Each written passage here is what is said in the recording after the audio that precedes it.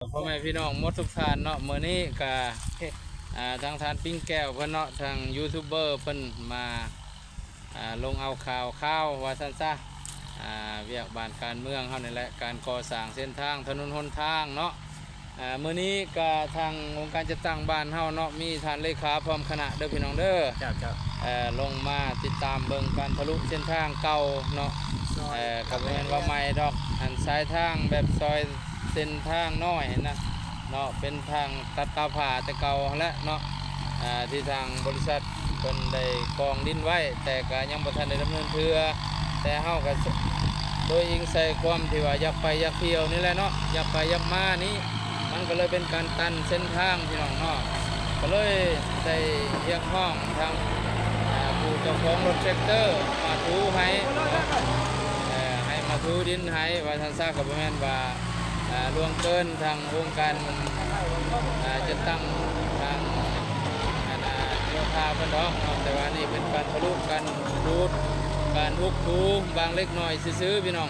ก็แก้ไขเส้นทางที่ว่าไปให้ไปหน้าไปออกไปสวนว่าท่านทราบไปหน้าไปสวนเนาะแล้วก็ทางขององค์เอียนอันนี้ก็แสดงความขอบใจก็ดีใจนำเนาะขึ้นนี้ก็แม่น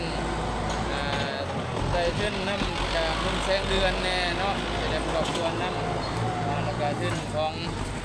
นี่แหละทางคณะบ้านเองแน่พี่น้องเนาะเพื่อชุดใช้เพื่อมารับใช้ในการว่าจ้างเนาะการที่ว่าจ้างกับพ่อแม่เด้อพี่น้องเด้อมีการถูมีการห้องพอเนาะการจ้างกับเราเรื่องราคาแพง40-50 ล้านไปแล้วอันนี้ก็4-5 แสนล้าน2 ล้านพี่น้องโดยที่ว่าหาเขา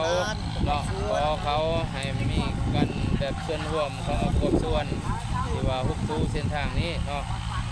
แต่ว่าผู้ใหญ่ใจดีหรือว่าทางภาคส่วน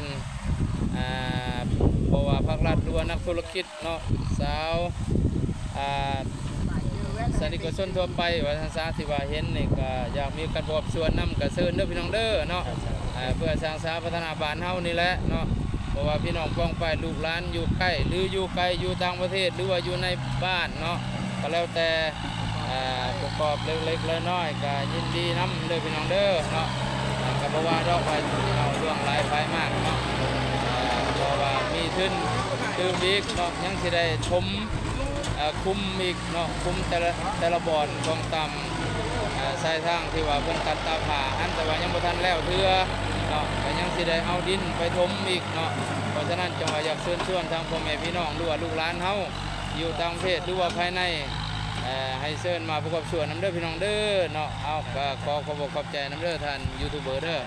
ท่านปิงแก้วพี่น้องขอบใจหลายๆครับ